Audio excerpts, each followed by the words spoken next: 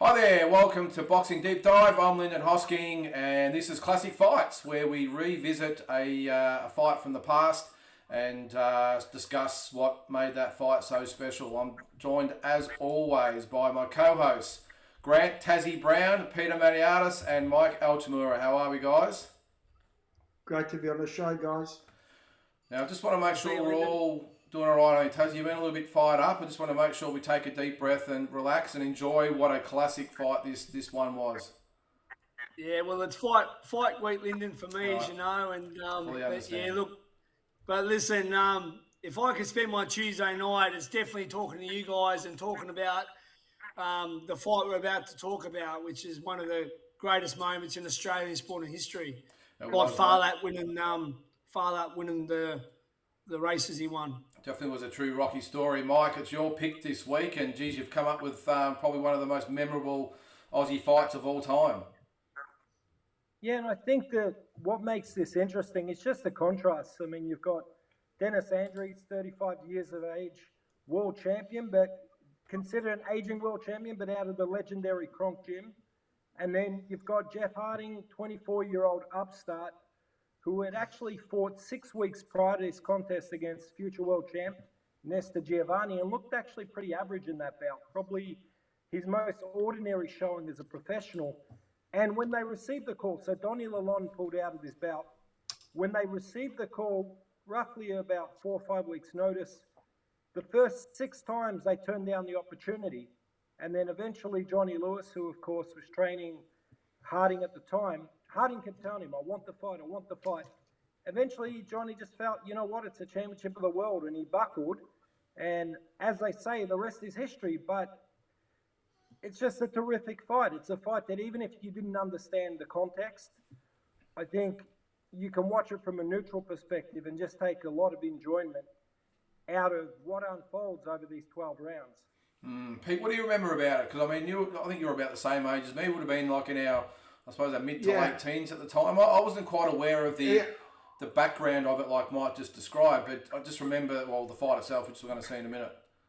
No, I knew the whole background. A mate of mine, it was a neighbour, was just a boxing freak, and I saw Harding for about his 9th or 10th pro fight, and I knew he was coming up. That was only he was 14 and zip when he fought Dennis Andreas. That was his 15th professional fight.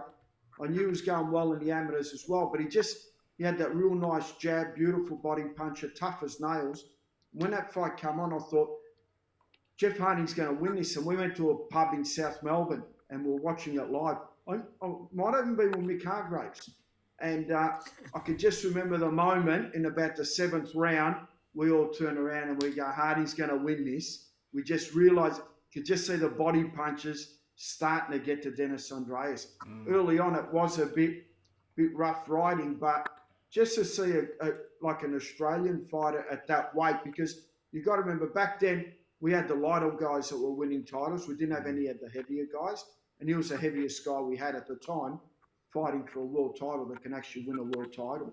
Yeah, well, that's the thing, Tassie. It wasn't with Harding. This fight with Harding, I just remember you never really saw Aussies on the big stage in America. I mean, it was pretty rare. Most, Jeff Fenix and they always sort of fought in Australia. And to see someone, I just remember seeing him on the screen, at the Atlantic City Convention Centre, and remember seeing Bob Arum and all that at ringside. And it's on, I think it was on ABC Sports, and thinking, oh my God, how great is this? But because it was quite unique at the time for an Aussie to fight over there. Yeah, well, I mean, look, as Peter said, the bigger guys didn't really do as much.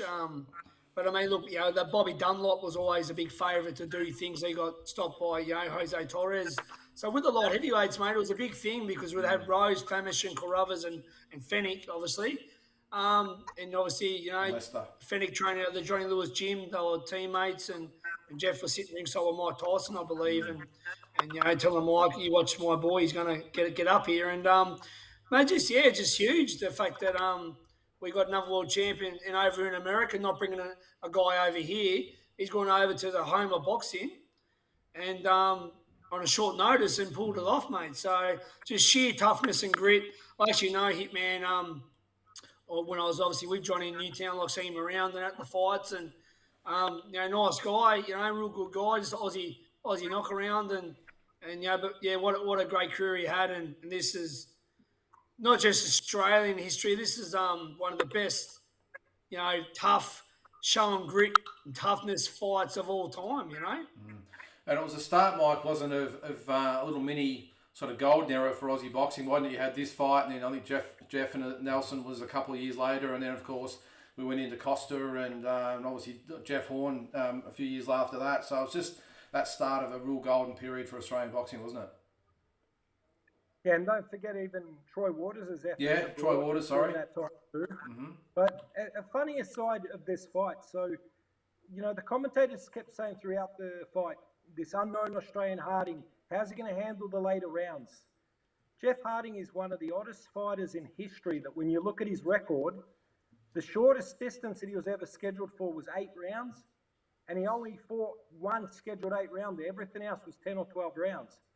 So essentially, his second pro fight was against Emmanuel Oddie, a future world title challenger at super middleweight. So basically from the jump, he was made for the duration. He was made for the later rounds. And I think that they probably underestimated his toughness and his conditioning a little bit on that fact as well, thinking he's only had 14 bouts, but he's a different breed. And you guys know with both Jeffs, with Jeff Harding, with Jeff Fennick, coming out of that Johnny Lewis gym, especially in the 80s, if you'd had 10 professional fights, you'll season like a 30-fight pro. Yeah, that's right. And that's the thing, Mike, like with Johnny Lewis fighters, Justin Rousseau's pro debut was 10 rounds as well for his debut. Johnny Lewis fighters, I don't think they ever really, debuted on a 4-rounder or 6-rounder. They all prepared for the longer fights, mate, and that's just a Newtown PCYC Johnny Lewis tradition, Yeah, well, that's the thing. Manny Hilton was in the corner as well. Yeah. Who eventually took over the training of Jeff Harding. Yeah. He left and went with Manny, didn't he? Yeah. Yeah, I was just going to say, before I get to you, Peter, I was just going to say, Tassie, back then at that gym at that time, Jeff Fennick, Jeff Harding, Costa was about to come on board, Justin Rouse, it was just the absolute hotbed of Australian boxing. Jeff Malcolm was there as well. Yeah. Well, can you imagine me, Lyndon, that honestly, I can honestly say I lived there in the gym. Like I lived in Costa's massage room in 96 on the mattress on the floor. So I was actually living in probably one of the most famous gyms of all time in Australia, a bit like the Kronks in America.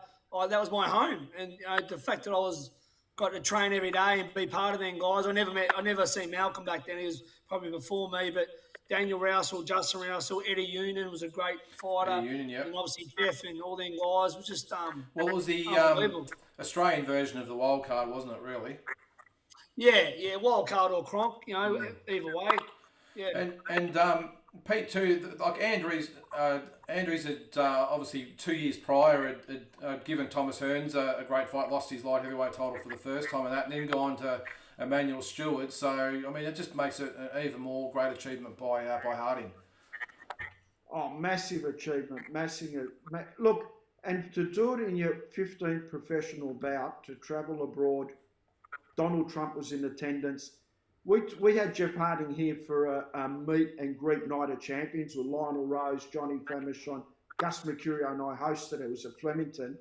I got to spend 3 or 4 days with Jeff Harding and took him out to nightclubs. So I actually took him to Hugo Lounge, Tassie, after the night of champions. So awesome. with Wally Carr as well. And we're trying to hail a taxi at 4 in the morning.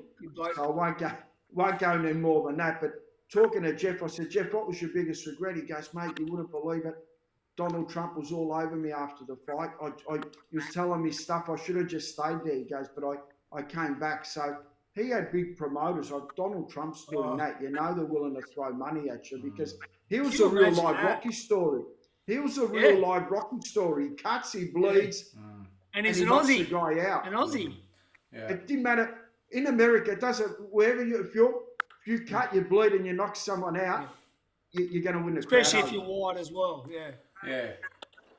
Well, Mike, as well, that just mentioning Donald Trump then, at the time, Atlantic City was really rivaling Las Vegas is the home of boxing in America, wasn't it? Because you had the Tyson Spinks fight was the year before, and I think the Tyson Williams fight and Tyson Biggs had been there as well, and numerous others. I think Holyfield and Foreman and all these fights there. So at the time, they were making a real run at taking over the top mantle, weren't they? Yeah, the Trump Plaza, oftentimes you would see more the Don King fights there. The convention center played home to a lot of the top-ranked fights, which this one was a top-ranked fight. But what you guys are saying, it's all spot on. You look at, when you think of Andres versus Harding, you're not thinking, that fight is going to be a huge attraction in terms of, you're not thinking Tyson's going to be ringside. You're not thinking that all these celebrities are going to be there. But it was really a hot period in the sport in Atlantic City. And I think that, to your point, Pete, I think that's one of the biggest regrets, like you said, that Harding's had, because coming out of this fight, he was expected to be the next darling of world boxing. Everyone was talking about him being a multi-millionaire, and it just never quite caught fire. Probably a little bit to do with his personality. He's a very insular guy and kind of shied away from the spotlight. But it's a shame, because even when we think about Jeff Harding now, he's kind of a forgotten hero of Australian boxing. Yeah, no, he is. Well, let's check it out. Atlantic City, New Jersey, June 24, 1989 for the WBC World Light Heavyweight title. So let's get into the highlight package and see what a memorable fight this was. And we're ready to get this on. Our three scoring judges today, by the way, Richard Murray, Arsenio Garcia, and Ismael Quino. This will be fought in the middle of the ring, I would suspect. Right. Good jabs by Harding, but good work to the body by Andres. A good right from Andres, found home, and you saw it snap the head of Harding back. And now it's Jeff Harding up against the ropes. Normal. Ooh, there's a cut. Wasn't the most graceful fighter, was he, Tassie? Nah, look, he did have a nice left jab and some good body shots, but he's just known for his toughness, you know what I mean? Like, you break your hand on his head, man, he's just unbelievable, the toughness and the heart and courage and everything that you want in a fighter. I mean, me as a trainer, you can be fancy and have all this good technique, but if you can't have that heart when it comes to when you need to be a dog, when you got to go and say win these last 2 rounds or you lose the fight, well, you want a guy like that. You know what I mean? Jeff Harding may not yet be a world-class fighter, but he has a world-class chin. I mean, he's taken some solid shots right on the button. He did buckle. What a left for him. It was hard editing this fight too, Pete, because pretty much the whole fight was exactly what you're seeing now. There was no really lull in it. It was just this pace the whole fight. And Harding kept investing to the body. He just kept investing to the body. Yeah, kept digging him in that left rib to the body, yeah. On toughness, he can take 2 punches to land his one, because his one has always been stronger, but now he's in with a guy who's as strong as he is. Dan, a lot of fighters would get discouraged when they hit a man with as many good punches as Dennis Andres has hit Harding with and haven't had him go down. But Dennis Andres does not discourage easily. Coming to the end of the second round, Rock'em Sock'em. Like Dennis at that stage would have been thinking, what the hell have I run into here? He just was not budging. A good contingent has come up Jeff. from Australia. I think he started pacing himself after about 4 rounds when he realised that Harding just wasn't going to go away. But it's hard when you're the shorter guy and you've got someone that's walk-up style like Harding, you've got to cloud him really hard to hold him off. And Andres being the shorter guy, you would think traditionally Harding would be the guy pecking and prodding on the outside, but even though he's 5'11" and a half, Andre's a bit shorter, but Harding's whole game was getting on the inside and going to work. He had a beautiful jab, but he preferred to be right on your chest, working away and then creating space from there. So you can see with Andres here, he's winning the rounds, but he's working in overdrive to hold him off, taking a lot of effort, little movement, trying to touch, bang, change up his speeds. Always thinking in there. It's one of those fights, wasn't Tassie, where Andres was winning the rounds, but he was taking a lot of punishment in the process, wasn't he? Yeah, that's right. I mean, a bit like Taylor and Chavez, where Taylor was winning the rounds and Chavez was sort of still doing damage when I caught up with him. So a bit like that. I mean, you said investing in the body is always a good idea, especially against a guy like Andres, who's a bit of a front runner, and it paid dividends. He finished a stronger man, Harding. Great conditioning, though. Oh, yeah. Conditioning. All Johnny Lewis fighters, great conditioning. You know, And Emmanuel Stewart as well, of course. yeah, Stewart's just know, one of the greatest trainers of all time. That's regardless, you know. We should actually do a thing about trainers one night, I think, boys, too. Eddie Futch, Emmanuel, Freddie. Freddie, yeah. Alex, a mystery blow. I didn't really see It's amazing that after all the punching he'd been hit with, and they counted that one as a knockdown. Harding content to hammer away at the ribs. Joe Cortez, though, doesn't make many mistakes. Firm but fair. Neither one of these two has any intention of moving backward. And again, we're here in Atlantic City, New Jersey. Dennis Andres, the champion, in the gold. Jeff Harding in the black. We're underway in round 6. Hard thing too with this one, it's hard. Like, you know, it's a great fight when you don't know what round you're watching. They're the same pace from the start of the fight to the end of the fight. It was amazing. Yeah. In between rounds, we looked in on the corner, Jeff Harding. Harding to be doing this in his 15th professional fight, though. Massive effort. Yeah. He wasn't even breathing through his mouth. A remarkably conditioned Especially that eye was badly swollen from about the third, fourth round, and he just kept forging through it. But early it looked like he might get stopped on cuts. Yeah, he was cut in the first round, I think, wasn't he? Someone said he needed about 42 stitches in his face Next after the round fight. is winding down. Do you think, Mike, all those people that just were in town for, well, because I think there was a few conventions around that time, and just probably said, oh, we'll go to the fights, you know, why not? In Atlantic City, and Didn't realise they were witnessing an absolute classic. by Emmanuel Stewart in between rounds. Well, it was a different era. If it was now, nobody would be calling Jeff Harding an unknown because they would have watched his fights probably live stream and know that he'd beaten the reigning Australian Cruiserweight champion. He'd beaten two future world title challengers, a future world champion in Giovanni, who's a top 10 contender. But back then, a 14-0 Australian goes to the US and he's just unknown. So people didn't know what they were walking into. They probably knew he was going to be tough, but they thought he'd probably be overmatched. And I mean, like you said before, you don't know what round it is because every round is high intensity, high pace.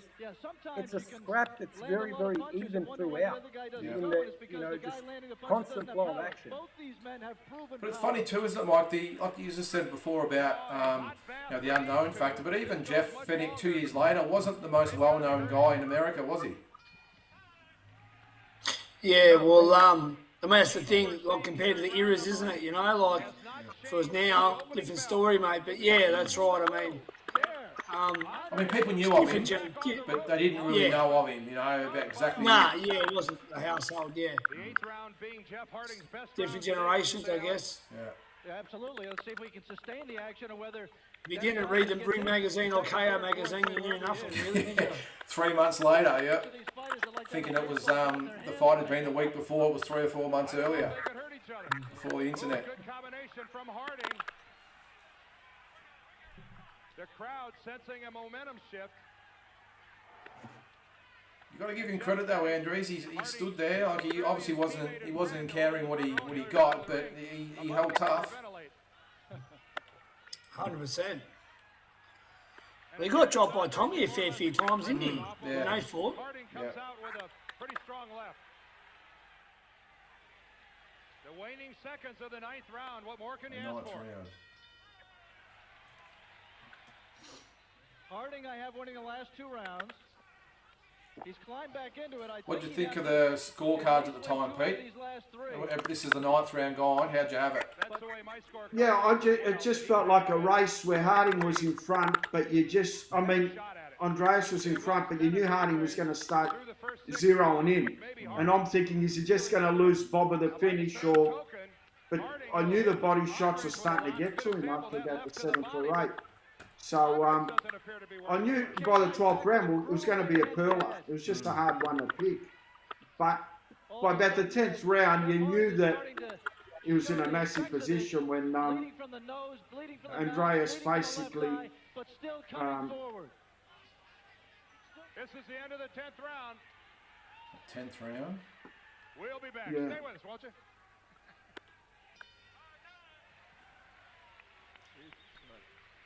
Fair old rig on him, Tassie. And I say neither one of them showing much. Oh, yeah.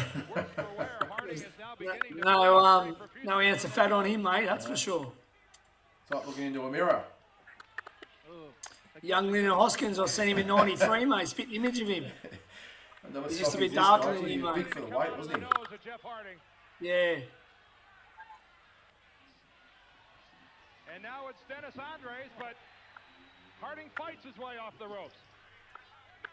Oh, tremendous body punching by Jeff Harding. Nice And it punches. shows on Dennis Andres, who's covering up. A little bit of a wobble in Dennis Andres right there for those 4 body punches. And that right. I just want to mention too, Peter mentioned before Wally Carr, what a great Australian fighter he was. I knew Wally pretty well at the Town and Country Hotel where I was living there in Sydney. Great fighter, Wally. Yeah. 15 seconds left in the 11th round. Dennis Andres ought to throw a punch. Joe Cortez looking closely. Inside 5 seconds here in the 11th. That's it. There's a bell. One more round. And look at the spring. All right, well, that's 11 rounds down. So we've got the... Oh, I'll just get to see us there. So that's the penultimate round. So 11 down. And I think it was fair to say that Harding needed a knockout to win, Tassie. Yeah. Yeah, I think the early lead by Andres, even though Jeff, snapped the lead back a bit, but I mean, yeah, I think it's safe to say he needed to get the knockout. Yeah, it did. I just said before about the scorecards. Pete, what would you have it about this stage? I mean, 11 rounds down, what would you have had it? I probably would have had it because there was a knockdown as well, so he's got the extra point. I thought he needed, a knockout. He probably needed to drop him 3 times in the last round at least to get close into it. I had him down about 3 rounds going into this. You could just tell though, Mike, wasn't it, those punches that had started to accumulate. I mean, he just probably ran out of rounds in the end, didn't he? Younger, fresher guys starting to wear out them old legs of Andres. It's just, it's a race against the clock here. Yeah. And I remember when the round started, Harding just jumped straight on him. He's just like a pro. He went bang straight on him. It was like a greyhound onto a lure. He said, I'm not letting you go. Well, speaking of the last round, let's check it out and see the result here. So this is round 12. Two of the most finely conditioned fighters I have ever seen, Alex. We said at the top of the show. Oh, and again, Yeah, you're right, Pete, straight on with those jabs. Yeah, straight onto him into the corner. Boy, and this round not even 10 seconds old, and Andres against the ropes. Dennis Andres will not give up his title without a fight.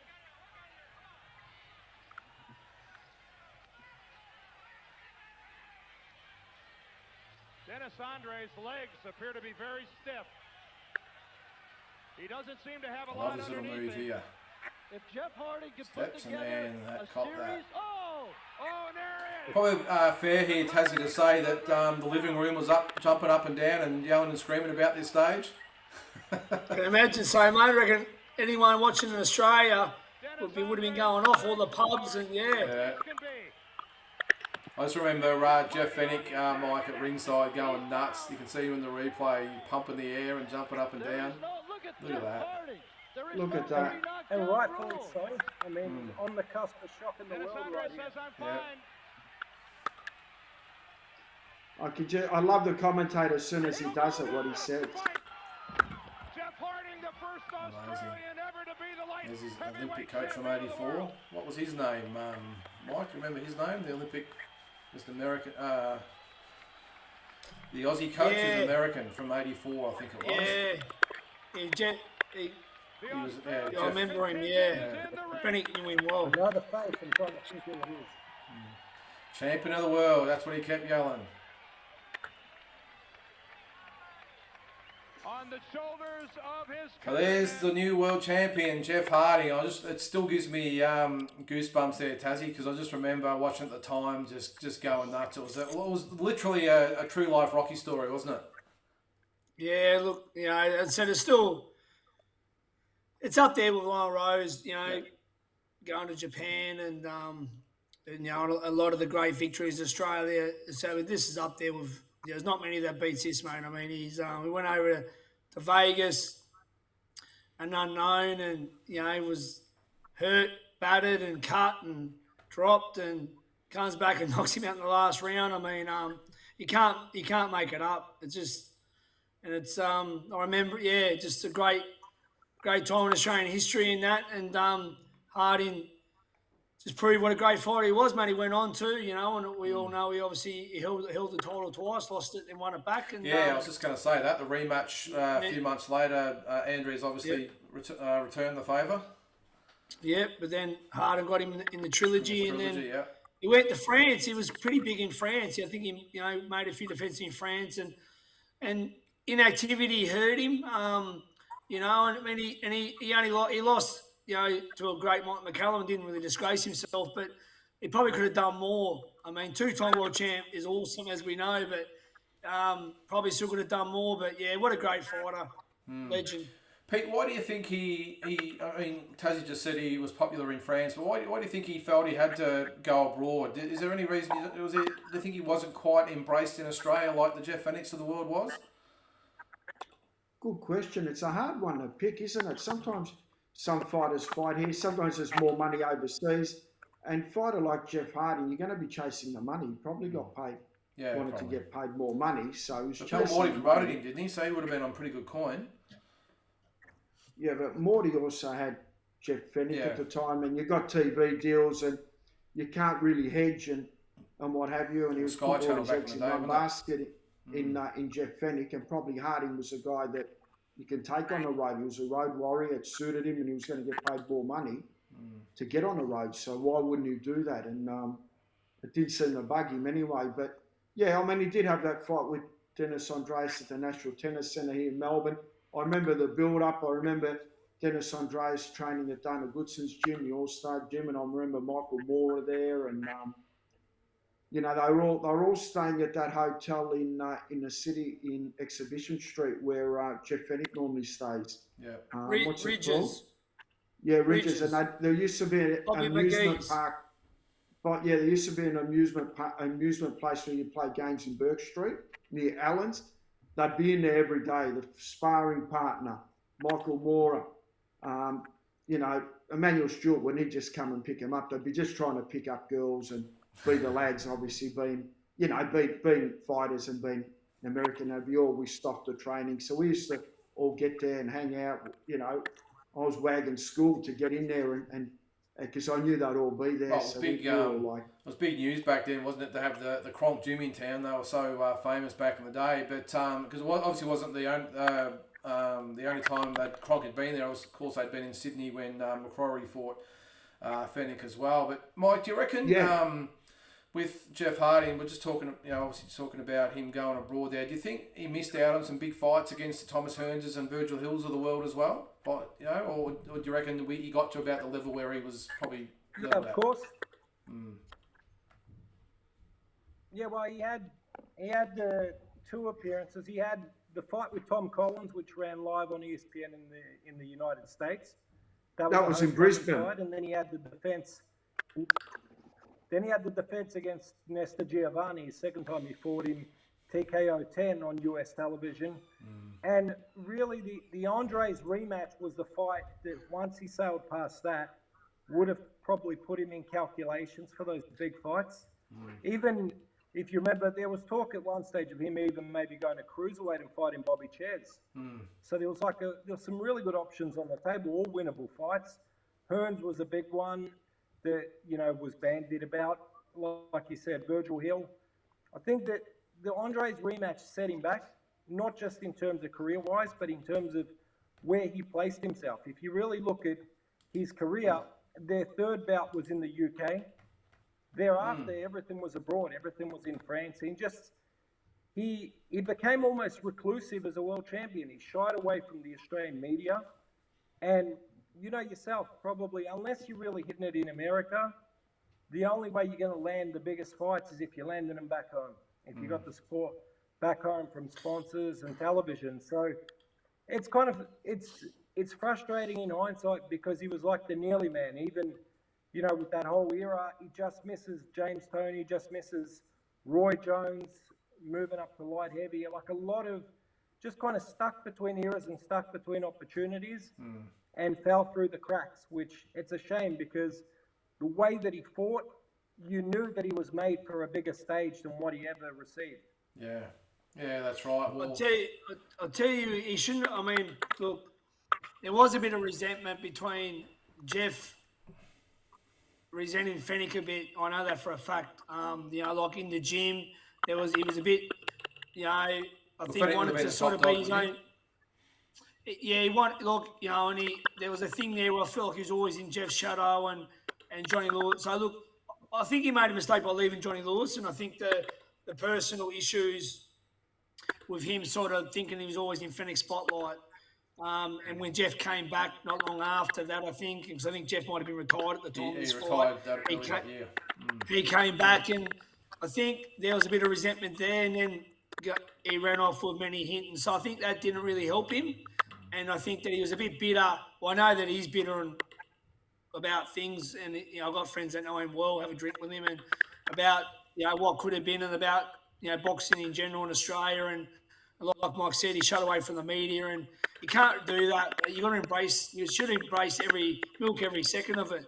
But he was a bit reclusive and a bit different. That's probably why he didn't do, even though he done great, but just that little bit more. And I don't think he ended up very well financially. So I mean, it's sad that he didn't get those bigger fights and make money to for later in life, to live off, Yeah, it's a shame, but no matter what happens, we've always got the memories of this fight, and I think we all remember where we were when this fight took place, because it was certainly one of many memorable Aussie fights at the time. Like you said, Mike, we had Troy Waters against Terry Norris in '93. We obviously had Jeff in '91, and of course Jeff Horn in 2017, many years later. So that was Dennis Andrews versus Jeff Hardy, WBC Light Heavyweight Championship. I think it's back to me next week, is it, guys? I think, for the classic fights. I think so, yeah. Well, I think so, mate. Well, I'm going to take a little bit of a leaf out of the Aussie book, because I'm going to go for two Aussies this time. I'm probably going to go for one of the most spiteful Australian fights ever. Barry Michael, Lester Ellis, 1985, Festival Hall. Who can forget that fight? I lost money on that fight. Well, we've got a lot to. Well, I think with this fight, we've got a lot. On that fight. Mike still cries himself to sleep every night over that fight. I'm not going to. I remember as a kid, they used to have the trotting track, the showgrounds, and I went in there, and Lester was there. We were there as kids. So. Lester. Yeah, there is a Master Blaster. Well, I must admit too, I was absolutely shattered. I think I was 11 or 12 years old, but I remember watching it, and I was like many kids at that age, an absolute Lester Ellis fanatic, and wasn't much of a fan of Barry Michael at the time, I can tell you. we watched it free. We watched it on normal. I remember watching it with my dad. It was on the ABC, TV, wasn't it? ABC, yeah. It says, how good was that? I remember it. What year was it? 80 what? 85. 85 February. Yeah. Oh no, it was July. I'm 7 years old. February, Lester won the title. And then he beat Sequinin, and then he fought Barry. Yeah. No, Barry was in October, wasn't it? 85. July. I thought it was. Yeah, so I was 7 years old watching this fight in my living room. I thought it was Kill Cool You in One Kill You was February. I think Sequinin was April, and this was July, I think. No, I thought. Oh, really? Okay, yeah. Because I know that Lester fought 3 times that year. Yeah, he did. He was only a 19-year-old kid as well, which is just crazy. So. They should have, mate. Lester could have been the biggest thing. Like they could have kept him. They should have sidestepped Barry, mate, and just kept promoting him in Australia and just keep promoting him in Melbourne, because he had everything. Lester, he done amazing, but he could have done so much more. I'm just looking at. I used to have late night. We used to go to Keith's pub and have late night dinners at a pizza shop, Charlie's in Footscray, and my mate always used to bring that up. It comes in. Why did you ever fight Barry Michael? And Keith Ellis said, "Listen, mate, we're all young at the time. Lester was young. I was young. If I knew what I knew now, it's different. But we were young at the time, so we They did. did what we the had to unthinkable, do. Pete. They gave the fight fans what they wanted. See, and that's you don't get that much anymore unless there's lots of zeros involved. So, No, it wasn't. No, I mean, Leicester sparred Barry. Barry had come off a break. Leicester sparred him just before that, and Leicester touched him up in sparring pretty bad. So had their confidence up, and you know, Alphonse and all the boys and Cosceta were pushing for it, and it was a money fight. So it is what it is, mate. Everyone can look smart in hindsight, I yeah, guess. they do. Well, it might actually end up being a bit of an extended episode next week. So I reckon there's so much to talk about with the build-up and some. Let's just inside knowledge let's as just well. make sure there's a big box of tissues for Mike, mate, because he gets really emotional. Oh, good. I still struggle. Everything in 1985 post Quentin, I struggle to discuss regarding Leicester's career. Tough year for you, wasn't it? 85, Mike.